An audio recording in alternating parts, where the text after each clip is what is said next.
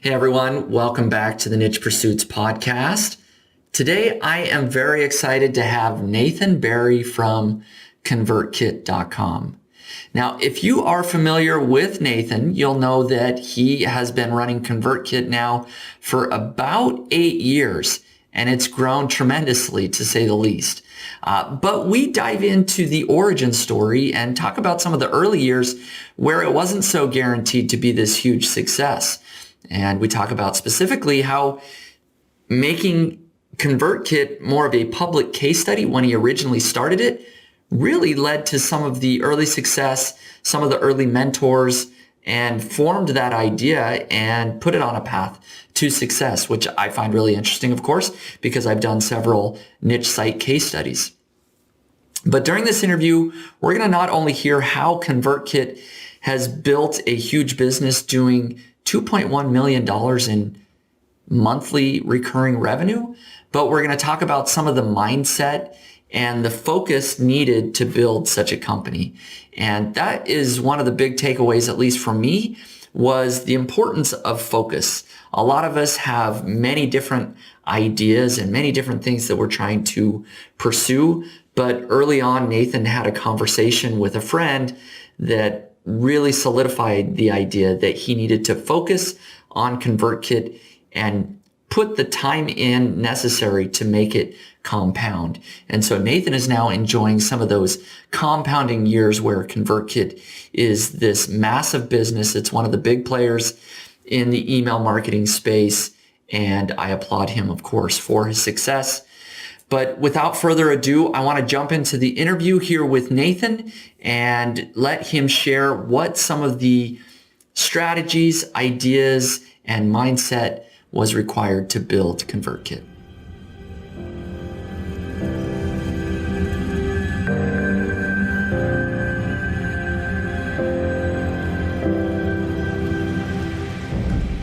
Hey, Nathan, welcome to the Niche Pursuits podcast. Yeah, thanks for having me on. Yeah, it is great to connect again. We were just chatting. It's been, I think, about 3 years since the last time we saw each other, at least at the Craft and Commerce conference that you guys have down in Boise. But I actually was kind of curious if you remember the first time we ever met in person.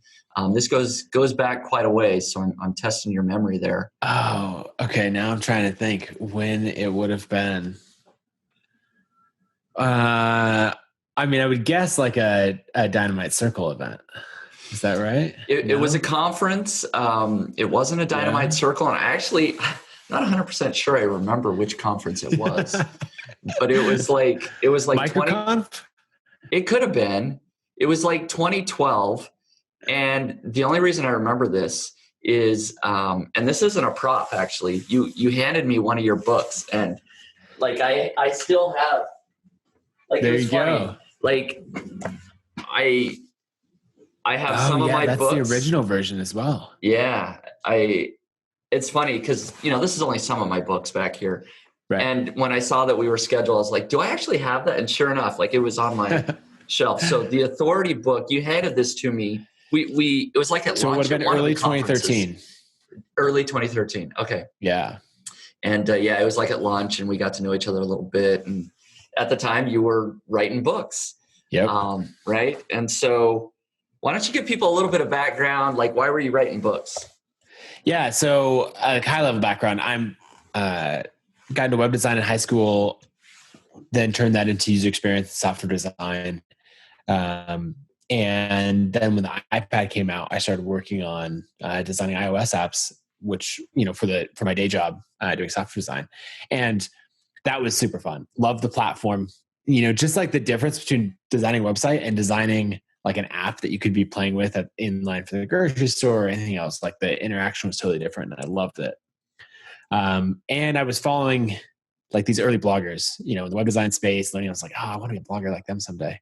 And I started a blog, but it took a while to get traction. And I ultimately focused it on designing iOS apps and started writing about, how to do things in Xcode and interface builder and, user experience best practices. And then I wrote a book titled The App Design Handbook. And that was the very first one that I did. It came out in 2012. And, you know, my thinking was that I would use that book in order to get clients, right? Do you want to hire some random, app designer, or do you want to hire the guy who wrote the book on how to design apps, right? That was sort of I guess it was the business card idea. Yeah. Validation. Yep. And I also wanted to make money. You know, I was charging for this book. My goal was to make $10,000 off of the book, like the whole lifetime of the book. And it ended up making $12,000 in the first 24 hours. Wow. And so I was like, okay, hold on. Like, there's something to this. And it was at 19,000 by the end of the week.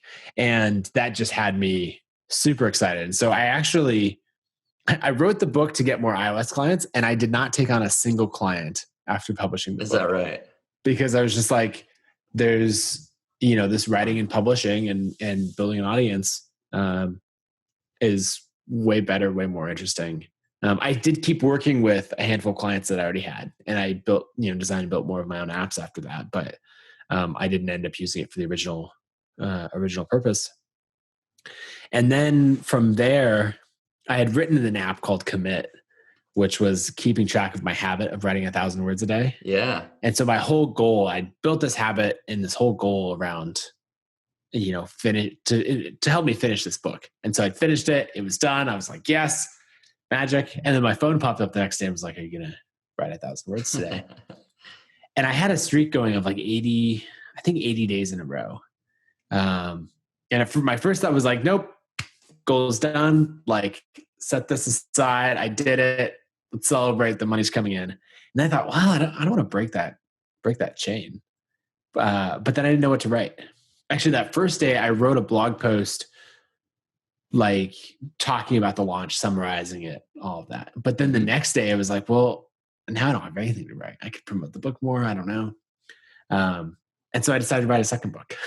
And so, a day after publishing the first one, I sat down and wrote the second one, or started writing the second one. And it was called Design Web Applications, and taking similar concepts, applying it to the web. I actually wrote that and published it start to finish in 90 days.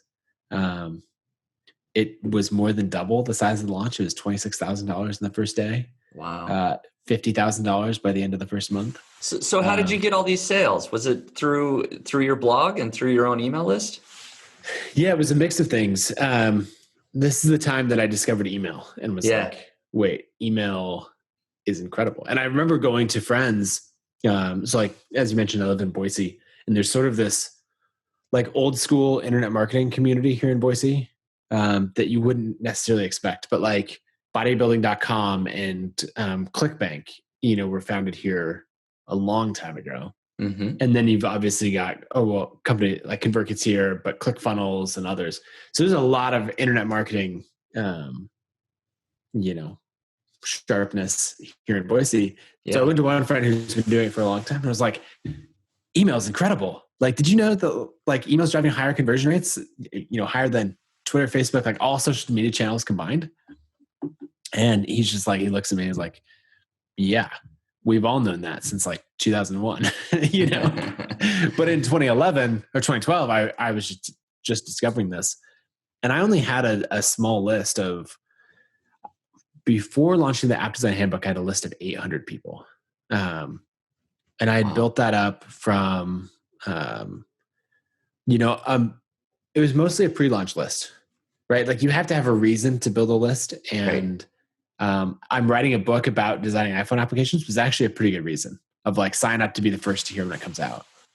So probably half the list was from that. And then the other half of the list was from, articles that I wrote. And then the call to action was like, if you enjoyed this, I'm writing more about, designing iOS apps for this upcoming book. It's interesting how when you say you're writing a book, it's like this borrowed credibility that you immediately get, but you're not borrowing it from anywhere. It's like self-assigned credibility. Yeah. It's just sort of, people expect that experts are writing books, right? Like that's who's always published a book is an expert, right? So if you're publishing a book, you have that sort of borrowed credibility of an expert. Yeah. And, I think I haven't read it, but I think James Altucher has a book called Choose Yourself. And it makes me think of that idea of like, well, who decided that you're in charge and like that you should be an expert? And I remember sitting at in the audience, social media marketing world. I don't know, like 2014 or something like that. And there's probably 4,000 people in this giant room, and Michael Stelzner is up on stage, and he's giving the state of social media.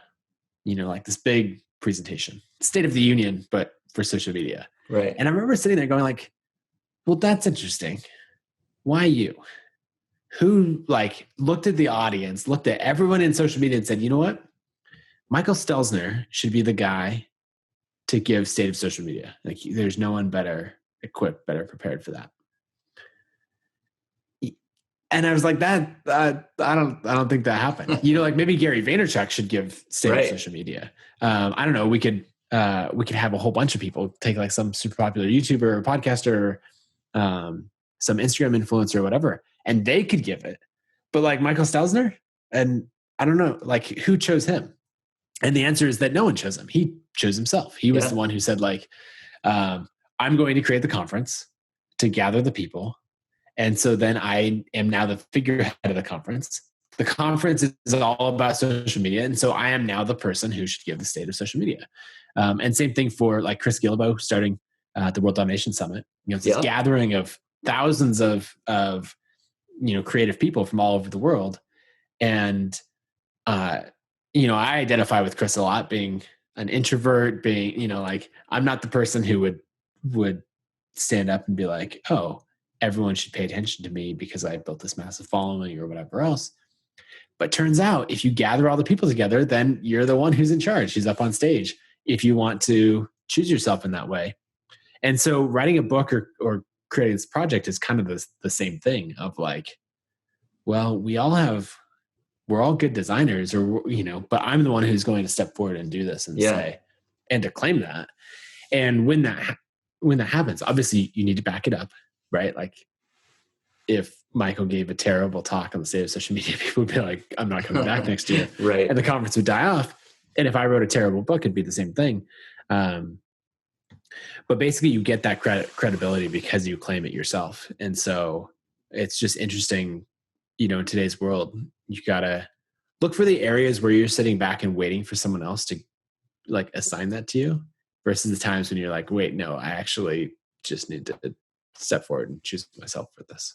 Yeah, I like that a lot. I think people are sometimes hesitant to take the microphone, to kind of take the megaphone and sort of state their opinion or state what they feel the audience needs to hear. But I think that's a great point that especially in sort of the internet age where everything's changing so fast, there maybe isn't an expert on some new technology or new platform.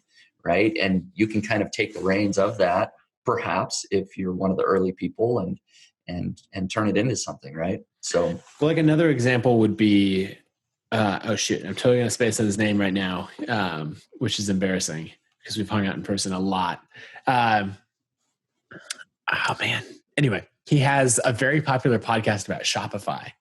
And so he is like the Shopify marketing guy because he claimed that title. He interviewed everybody, pulled everyone all together. And, now he does Shopify stuff for, apparently I can't think of anybody's names today. That's all right. Anyway, for all kinds of major celebrities who have stores, he runs a very popular agency and all of this. And he just like basically claimed it like, oh yeah, I'm the Shopify marketing guy. And now, 3 or 4 years later, everyone is like, oh yeah, you're the Shopify marketing guy. Yeah. I mean, it's kind of like finding your niche, right? Like I talk to my audience a lot about building niche websites where you focus on very specific topics rather than just blogging about everything under the sun, right? You pick one sort of razor thin topic and you own that. So I'm kind of curious how this plays into ConvertKit now with you, right? Like how did you go from, talking about writing books and kind of going that angle to then, okay, now I'm actually going to build an email marketing software tool. So maybe you can talk to that transition a little bit. How did you come up with that idea and why? Yeah, for sure. Kurt Ellister is. Kurt Ellister. Shopify, the unofficial Shopify podcast. Awesome. Okay, so that transition, it's funny to look back. I would say September 2012 to April 2013 is like the most prolific time of my entire life, which is weird to think about. In that time period, I wrote 3 books and started ConvertKit. Wow. So it's like, I don't know what was going on right then. You were ambitious. I was ambitious. But let's see. So ConvertKit came about because I got this obsession with email marketing and was like telling everybody, like, did you know this is incredible? Like, look at the conversion rates. Yeah. I'd grown my list on MailChimp from 800 to maybe 2,500 people. Okay. Through the book sales and giving away sample chapters and stuff like that. I had 2 books out. I think in that 3 months, I'd already earned like $75,000. That's insane with that size of list. That's amazing. Yeah, it grew fast. And so, it was a lot from that list. It was from Twitter, Hacker News. I wrote a lot of guest posts. I probably wrote 25 guest posts. I like the Create Everyday mug. Yeah, by the way, I got this at the conference. I still use this all the time. Anyways, plug for creating every day. Let's see. So that was how things were going. And I was looking for 2 things. One, how to get a lot better at email marketing and what best practices, how to grow a list faster, what to give away, automated emails, what should that drip sequence be? And then the other thing is I actually wanted to get back into software because I had gone from designing full-time to then talking about designing software full-time. And then I was like, and today I'll write about, I actually haven't designed anything. So I don't know what I'd write about. Like I'd gotten myself out of that game, but I was still writing about it. And so I thought, okay, I'm going to start a SaaS company and document the whole process.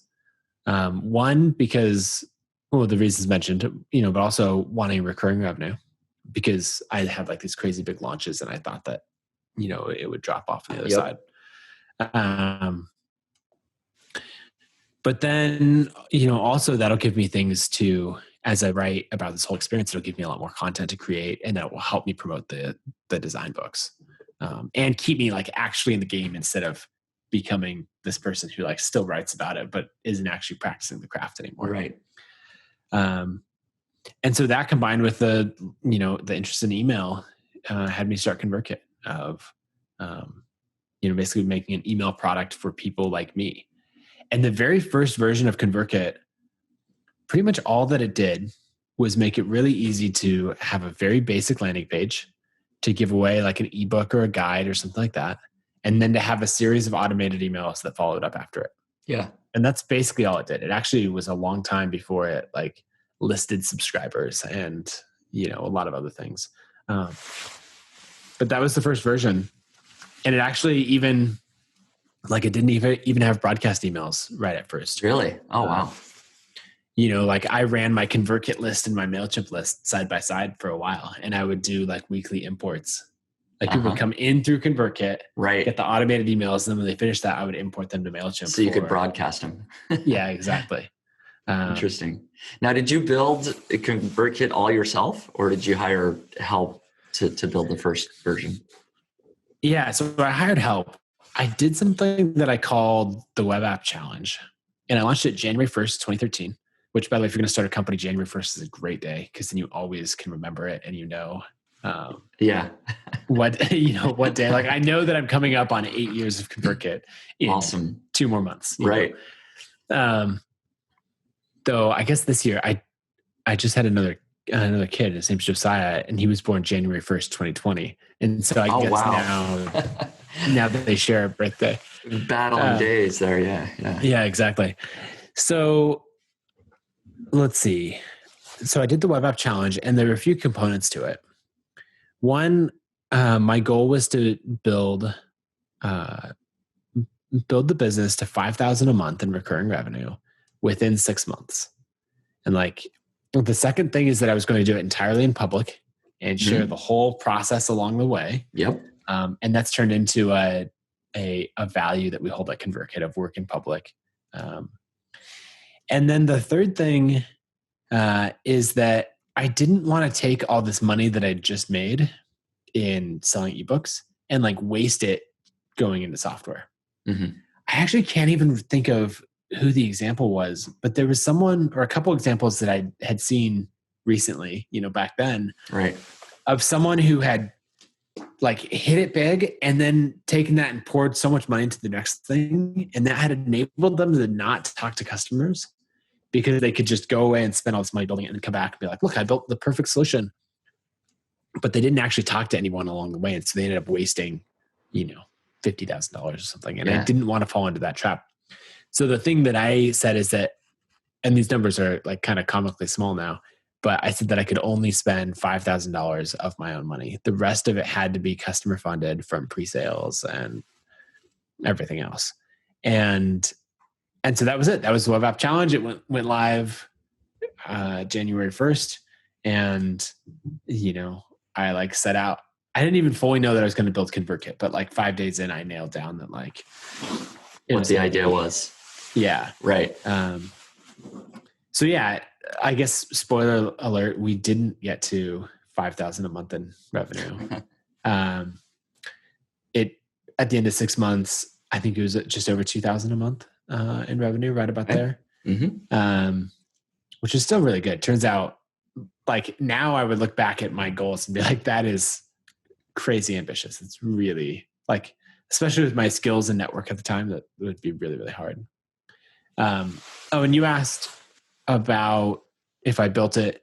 Right. I used that $5,000 plus another $5,000 or $6,000 that I got in pre-orders along the way to fund the Ruby on Rails development. And so I I did all the design and then wrote the front end code.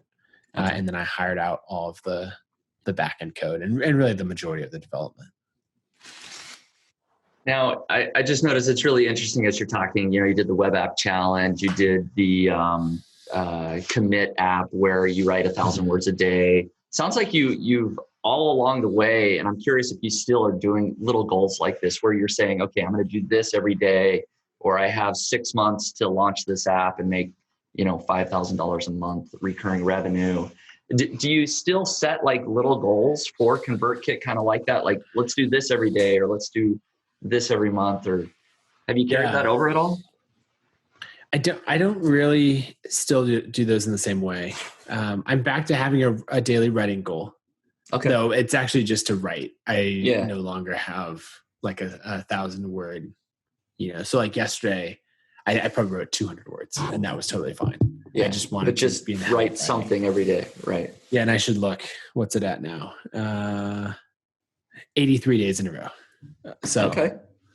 We're getting there. Not the 600-day streak that it was at one point, but you're getting back on the bandwagon though. Yeah, exactly. Back on the horse. Yeah. I don't. As the business has grown, so much of the effort comes from other people. Right. It'd be interesting to kind of think of those short-term goals. We've definitely set goals like for a year or things like that around, achieving X number of users or things like that. But not in the same way. I think that, I guess for everyone listening, one big takeaway is like, yes, you should set goals. But I would pursue them in public.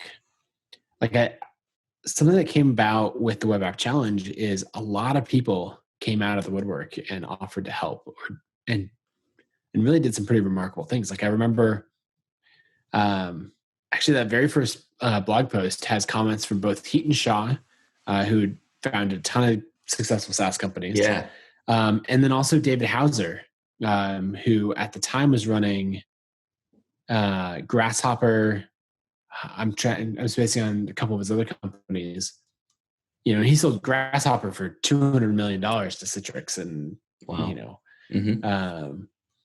And right in the comments, there's these offers to help. Amy Hoy jumped in and helped a bunch. Patrick McKenzie, other people. Because basically, what happens is when you clearly communicate, like, this is who I am, this is what I'm trying to accomplish, and I'm going to do it in this timeline. There's a level of clarity and ambition there that you almost can't help wanting to come alongside and help that person succeed. And whether it's with an introduction to someone or a 20-minute phone call, or whatever else. We want to support other people when they're going on a journey. And so many people are like, hey, could I get your advice? And you know that they're never going to implement that advice. They're never going to do anything. They're just going to add to their collection of random advice, and they're not going to do anything. And so if instead someone says, I am achieving this, like this is the journey, this is the quest that I'm setting out on, and you see them take meaningful action towards that, then you're like, oh, wow, they would actually implement this advice. They're going to actually do something. Right. And that's pretty compelling. So, if you're like, hey, I'm going to grow an email newsletter from 0 to 1,000 subscribers in the next 6 months, and I'm going to document the process all the way along. Or I'm going to lose 30 pounds in the next 6 months, and I'm going to document the journey and share what I'm learning and everything else. And I want the public accountability. I'm going to learn to dance this year, whatever it is, right? I think if you do it in public, it's really, really compelling. And then you end up with, not only do I think you're more likely to achieve the goal, but you're also going to have like help from experts, friends, peers, everyone else along the way. And you're going to end it with an audience. Right.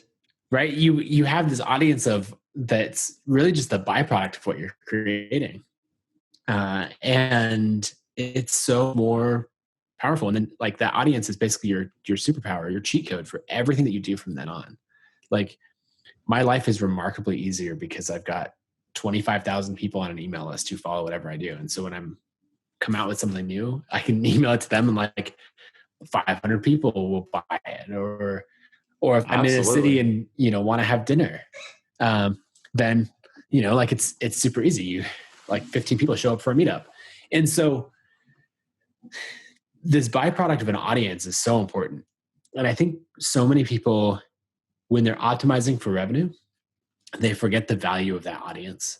And they forget that if you do that work in public, not only are you more likely to achieve the revenue, but you'll get the audience as well. Yeah, ambition is infectious. People want to see other people succeed, I think. And it sounds like that happened early on with you, of course, as you shared, hey, I'm going to achieve these goals. Here they are. Here's my plan. People want to see you succeed, right? Nobody wants to see somebody fail publicly, I guess. And so, but it's inspiring and it's infectious. And so to that point, ConvertKit always has been very public, like you said. And you share even the revenue numbers on Bear Metrics. People can go and look at those and see how well the company's doing. The other day I looked and it looks like ConvertKit's at 2.1 million monthly recurring revenue and 25 million annual run rate. So congrats, first of all. Thanks. That's a long way from like not making $5,000 in recurring revenue in 6 months to now. I mean, $2.1 million. Does it still kind of boggle your mind, the size that it's grown? Yeah, it's wild. I mean, we were having a budget conversation about an event just before we got on this call, and it was like even realizing that like $10,000 to $20,000 is now kind of a rounding error in a budget is pretty wild. Yeah, that's crazy. So yeah, I mean, it's like my long-term goal was if it could get to 20,000 a month in revenue, I thought that would be incredible. 25,000 a month. That would be so good. And so then it being in the millions a month and on this much bigger track record or like much bigger trajectory, it's pretty awesome to see. Yeah. So why do you think ConvertKit has been so successful? I mean, what sort of happened? I mean, you talked a little bit about, initially it was a public project and people wanted to see you succeed and you got help. But even as I look at the early days, the first year and a half of the company, it wasn't just like a rocket ship from day one, right? So, So what sort of has led to the success, do you think? Well, I guess a couple things. One, sticking with it for a long time. Yeah. My friend Sean McCabe has a saying of show up every day for 2 years. And, that's it. Like we always say, create every day. And I like that he adds this for 2 years part to it. Because so many people think like, I'm going to do this thing and I'm going to write a book. Okay. So I'm going to write every day, I'm going to start a blog. And you get like a week into it and the momentum kind of drops off. Or if you say like, I'm going to start a newsletter and, and then I don't know, I check in with you 6 months later. I'm like, how's it going? It's just, I didn't get traction. It wasn't for me. Okay. Well, what'd you do? Yeah. I worked on it for like a couple hours every weekend for like 4 weekends in a row. And I'm like, okay, your expectations versus reality are pretty far off. And so I think the first thing that made ConvertKit successful was that showing up consistently for a long time. I'm a big fan of MailChimp, even though, we directly compete with them, but I think we've learned a lot from them. Yeah. They're 19 years into their company. Wow. And so in life, you should look for things that compound, right? Look for compound returns wherever possible. You see them in relationships, in fitness, in learning, certainly in investing. You see them in most types of businesses, but you really see it in SaaS. And the thing is that most people don't keep going long enough to actually see the compound returns. And if you remember sitting in, I don't know what grade they teach, compound interest. But when you first learn about it, like the first 10 years of compound interest, or say the first 5 years, it sucks. There's nothing to it. Even if it's compounding 10% a year, you're like, what's even the point? But then year 15, year 20, like it starts to get pretty crazy. And I think what happens is we all view it as, like as that kid learning about compound interest for the first time, where you're like looking at the first 5 years or first 10 years and you can't even tell that it's compounding, and we all give up way too early. And so I look to examples like MailChimp and others where I'm thinking, okay, if I stick with this for a long time, like this is what it could turn into. MailChimp's doing 800 million a year in revenue now. Yeah, they're huge. And what's wild, this I didn't actually know. So if you were to, so like MailChimp, right, has their 19-year career of running the business. And then at ConvertKit, we're at almost 8 years. And obviously these overlap, right? The end part, today is the same on both timescales. But if you were to take ConvertKit and line up day one and day one of both companies and compare revenue, ConvertKit has more revenue on year 8 than MailChimp did on year 8. Is that right? Yeah. And so, and actually by a pretty significant amount. Wow. Probably by more than $10 million. Interesting. And MailChimp is the outlier in the space. And so, who knows if we'll be able to achieve the breakout success that MailChimp did. We'll find out in 12 years. Yeah, exactly. Stay tuned. Yeah. But when you think about it in those terms, then it's like, oh, wow, we've got to stick with it for a long time in order to get those compound returns. So that's the first thing. The second thing is, I think you got to really focus. I see so many people with these different products, whether it's 2 or 3 businesses that they bought, their 11th SaaS company that they bought or whatever else. Some people do a really good job of running those and having a whole bunch of irons in the fire. I still think they're better off if they were to pick one and really scale it, and to think, okay, what does it take to be this next massive brand, to be this next really successful company? The friend who told me about, I talked to early on about email marketing. He told me a story. So his name is Ron. I went back to him, or we ran into each other at a Chipotle, actually, here in Boise, after I decided to focus and go all in on ConvertKit. And he was asking how it was going. And I told him like, I decided to stop doing the ebooks and focusing on that, and instead of going all in on ConvertKit. He goes, okay, I think that's a good decision. Let me tell you a story. And he talked about how in the early days of online marketing, he was spinning up new affiliate sites. He was doing all these things really quickly. He would be making 50 grand in a month. This is when you could buy clicks for 5 cents a piece, Do some arbitrage or something. Right? Oh yeah. All this stuff. And he was always finding something to make money, and he would spin it up, make a whole bunch. That opportunity would kind of die off, or he'd be on to the next, new exciting thing. And then he had this friend who was just focused on a single site and kept working away at it, like just building backlinks.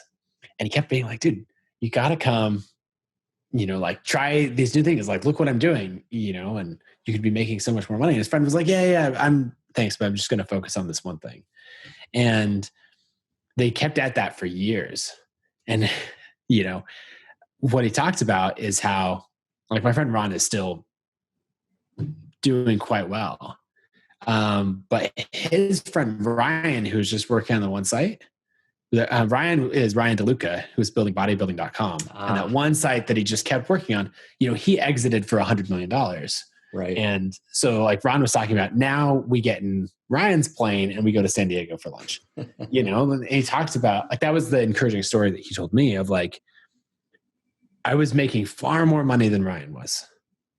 But Ryan was plugging away at this one thing to build it into a real brand and a real company, rather than just chasing the dollars wherever they were most convenient. And so I think that's what I've done with ConvertKit is really take that to heart and plug away at this one thing. And that's what I'd say to a lot of people who, have learned, you get to this point where you're like, whoa, I can make 10 grand a month on the internet, and then you're like, wait, I can do that twice. I could do that 3 times. And, you start to have all these opportunities coming up, and then how you invest it. And it can make for this incredible life. But it can also get in your way of taking one thing and turning it into a massively successful business. So I don't know. Some people will take that and, run with it and think like, okay, one company, one focus for 20 years is for me. And other people will say like, no, thanks. I'll make the 20 grand a month off of the random set of projects, live a great life. Right. And that works for me. And the important thing is to know that, both options are out there. Yeah. But it's good to know what has worked for you in ConvertKit, right? Because I think a lot of people are curious, how do you build such a big company? And that is clearly what has worked really well for you.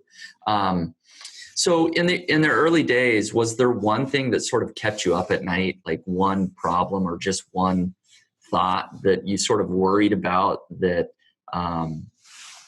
either you thought the company was going to fail or whatever? But what was that kind of main problem in the early days, and how did you solve that? I mean, it ultimately came down to getting customers. That's the hardest thing of how do you get customers. I tried really early on to do it through content marketing because that was the thing that I knew. Mm-hmm. Selling software through content marketing is really hard. Selling early stage software through content marketing is like near impossible. Early stage software that's not very good, because like, let's face it, when you're 6 months in, a year, 2 years into a software product, it is not very good. There can be better options. Yeah. Especially if you're doing it in a competitive space. Yeah. And so the turning point for me was really going all in on direct sales. And, I did this before I read the article, but I'd recommend Paul Graham's Do Things That Don't Scale. Basically him talking about doing anything possible to get this customer. He talks about Patrick and John Collison from Stripe in the very early days, when they were going through Y Combinator. Someone would say like, oh yeah, I've been meaning to set up payment processing for this new project, but I haven't done it yet. And Patrick and John would like pull out their laptops and be like, okay, let's do it right now. Like, let's just code this for you. And it 100% did not scale, right? Right. You're going to build $1 billion company by setting people up one at a time by the founders. With our time. Yeah. And everyone goes like, there's no way that'll scale. It's a dumb idea. You shouldn't do it. And Paul Graham's point is that that's the very early stages of the compound returns. That's what you have to do to get momentum. And so in the early days of ConvertKit, early days, 2 years in, I started doing what I called concierge migrations, where I would try to convince someone to sign up. They'd love what we're building for. They'd say, oh, it makes sense. And they go, you know what? I'm not going to switch from Aweber or MailChimp or whatever to ConvertKit because it's just too much work. And basically what that means, then I'd say, okay, I will do it all for you for free. And, so they're paying $50 a month, maybe, and I'm spending 8 hours switching their site over, 4 hours, like the hourly rate is not like I made more working at Wendy's, it doesn't pencil out. But what I found is the more that I did that, like each sale that I got made the next sale the tiniest bit easier. And so I spent, the entire first year, or I guess the entire third year really, doing that and onboarding customers. And it started to really, really build out into something substantial, right? Like in that year, we went from 2,000 a month in revenue to 100,000 a month in revenue. Wow. And it came from like getting those customers on one at a time and doing those things that didn't scale. And I can tell you that is the time period, I believe, that I moved over to ConvertKit. Yeah. It's got to be either 2015 or 2016 that I've been on ConvertKit. Very happy, of course. Still, thank you. I moved from Infusionsoft, which we won't go into, but I was just looking for an easier solution, right? And the sticking point was I've got all these automations, I've got all these autoresponder series, and so when you guys offered to do it for free, I was like, all right, that's the last like domino that needed to fall. I'm like, let's do it. Can we just talk like something I was just thinking of really quick is it's funny how the competitive landscape changes. Yeah. Because I would say in that time frame that we talked, it was MailChimp, Aweber, and Infusionsoft were the players. Yep. And now you don't hear about, Infusionsoft is called Keep now, but I don't think I've come across I didn't even know Infusionsoft. Okay. Yes, they've rebranded. Okay. But I don't know that I've come across an Infusionsoft or a Keep account in a long time. And it's just funny how that's interesting. Like whoever, like they were the player. Oh yeah. You started on Aweber, and then when you were ready to graduate, you went to Infusionsoft, and it's just so funny how now that changes. What Drip, ActiveCampaign, and us, and MailChimp, of course, and MailChimp's still there, That's interesting, and Aweber's still huge, actually.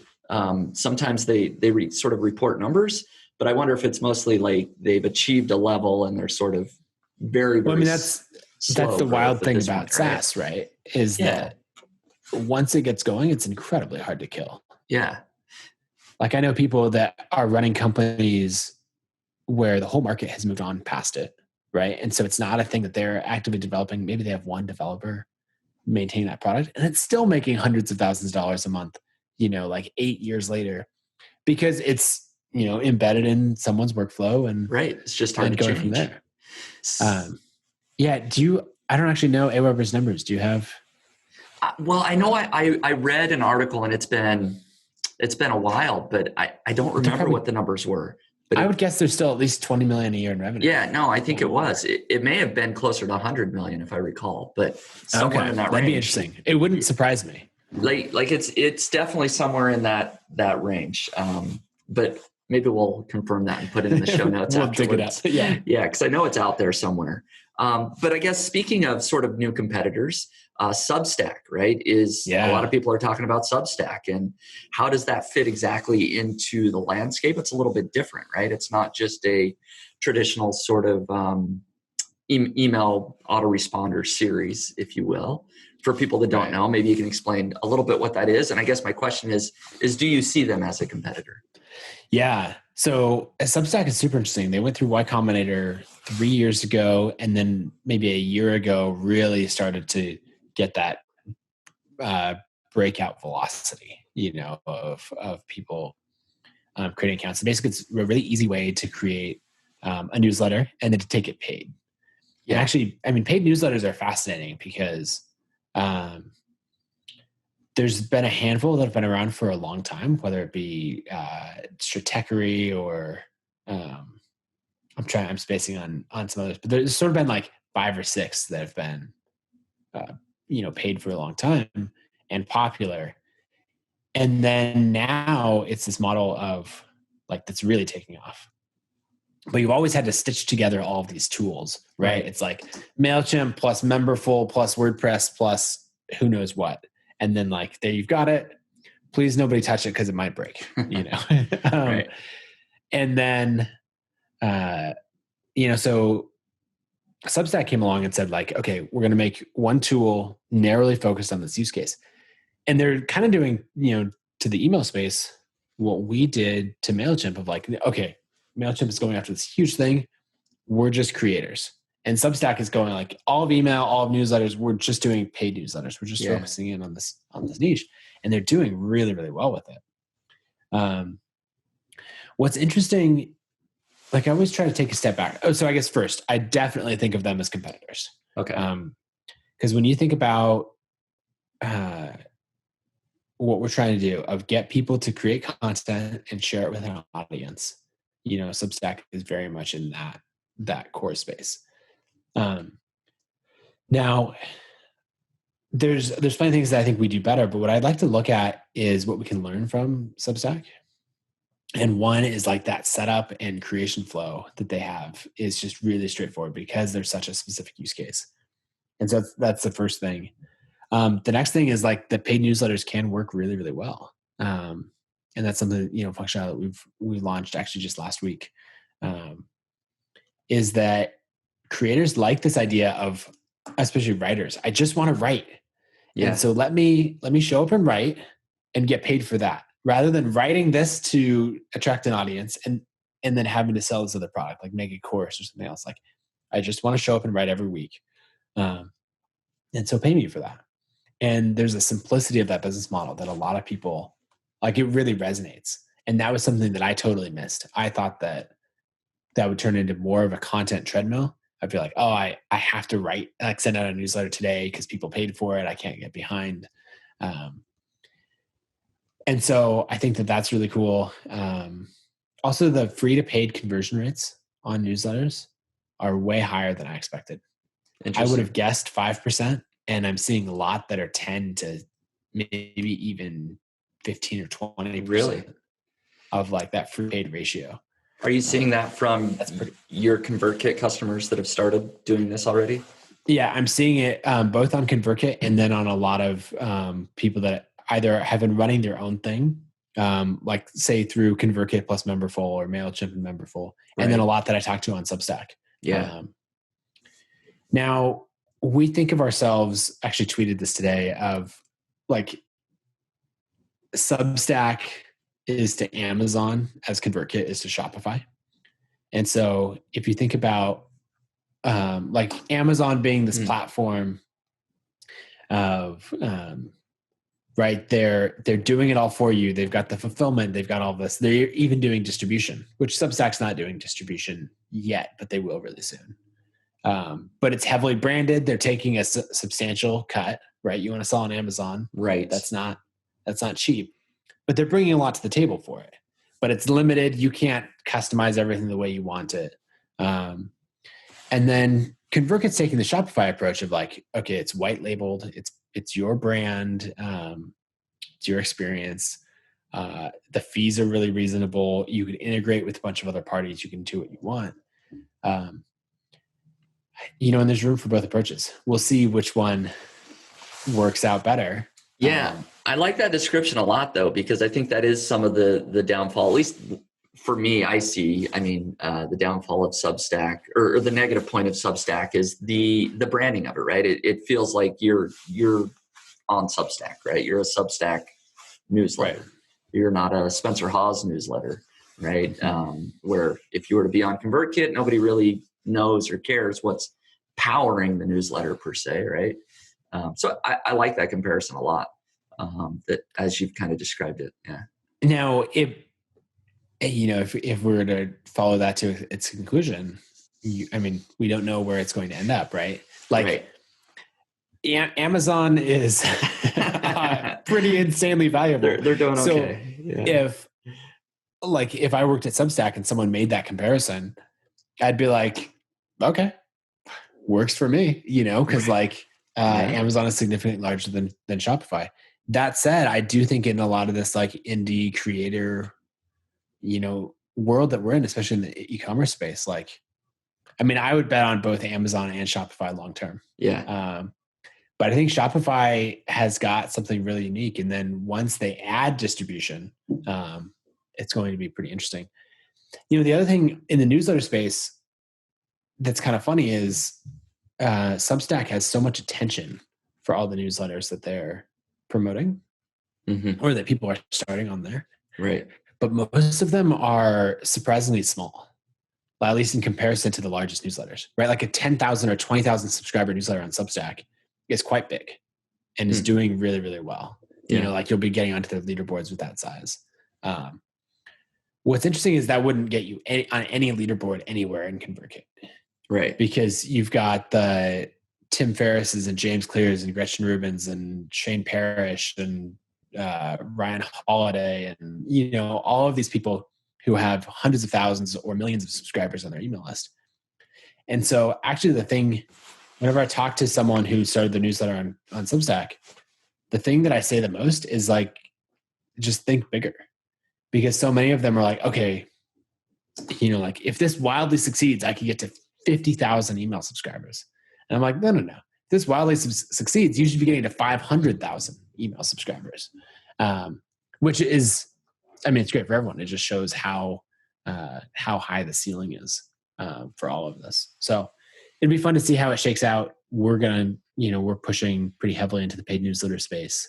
I don't know that we'll ever catch Substack in like the narrow market that they're in. Right. But we'll certainly have a good angle for it. I did run pricing, because we both have very different pricing models. But it was fun to look up, and I tweeted some version of this the other day.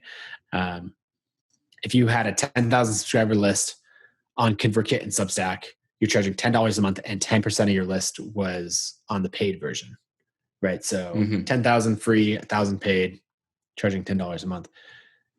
You would pay Substack 2.5 times what you would pay ConvertKit. Wow. And you could actually get a Tesla Model 3 like performance all in with the difference in what you would save on ConvertKit. Wow.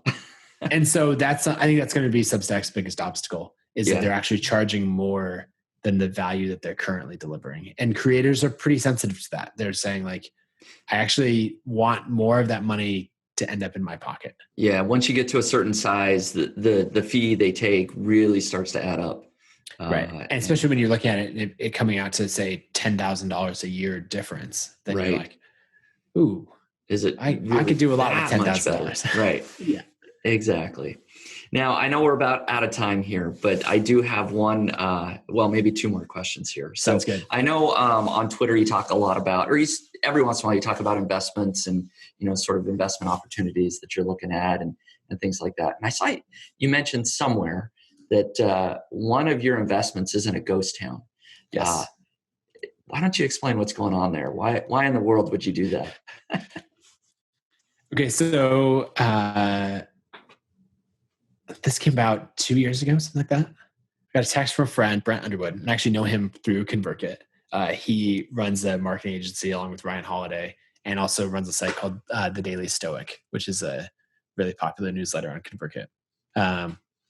And basically saying, hey, we bought a ghost town or we have a ghost town under contract and we need a whole bunch more money to close. Like, do you want to invest? It was sort of the gist of how it came about. And I thought, absolutely, like this sounds super fun. A bunch of rundown buildings. Why not? Yep. So basically it's 300 acres in the Sierra Nevada mountains. So when you climb, the ghost town's called Cerro Gordo, which means fat hill. And when you climb the peak, Cerro Gordo Peak, right behind the town, you can see Mount Whitney on one side. So the highest point in the continental US. And then you can see Death Valley on the other side, which is the lowest point. And the town is up at 8,000 feet elevation. You drive like 5 miles up a winding dirt road. And it was the largest silver producer in the state of California back in the 1870 to 1890, at a time when Los Angeles was 14,000 people. So it's pretty wild. But basically, it's just this opportunity to like take internet money, put it in something real and tangible, and see what it turns into. So how do And you make money off of Ghost Town? You just hope it appreciates and the next person buys it? Is it mostly land? Like what? So we're taking sort of a like destination experience angle to it. Okay. So the Ghost Town is actually wildly popular now. Brent and John, the two main owners, let's say the founders of the project, are both PR geniuses. Okay. So the town has been covered in, like, if you were to name any publication, I guarantee they've run a story about Cerro Gordo, whether it be New York Times, Guardian, LA Times, anything, Today Show. So it's wildly popular. To give you an idea, Brent started a TikTok for the Ghost Town this summer. He hit 1 million followers in 30 days. What in the world? Okay. Disney Plus has episodes of their show, of Jeff Goldblum's show that they shot at the Ghost Town. So I guess the way that we make money off of it is, one, people pay to film there. So this is well before we owned it, but the opening scene of Iron Man, remember, like, they're in Afghanistan. Okay. Yeah. And the let's see. So they're like demonstrating the missiles like early on. Anyway, that's filmed all around the Ghost Town, and then the cave where Tony Stark is held, that is on the property. Is that right? Okay. Wow. And so we've made some money from like Honda doing a CRV commercial there, stuff like that.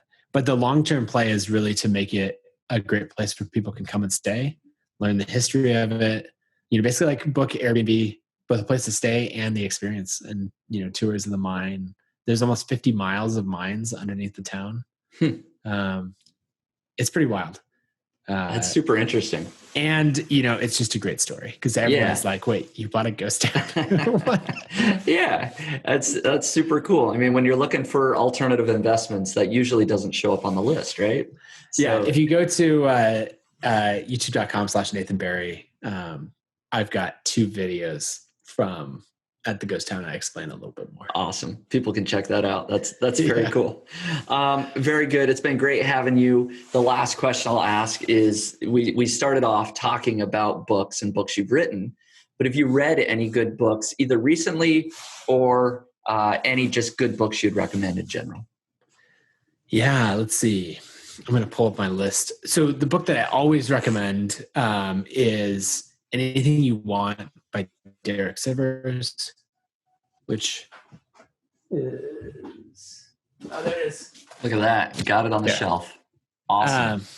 It's a great book. As it's super short, easy read, an hour. Yeah. I love it.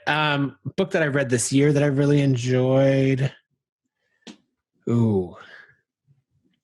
I'm reading Alexander Hamilton, that biography right now. Yeah.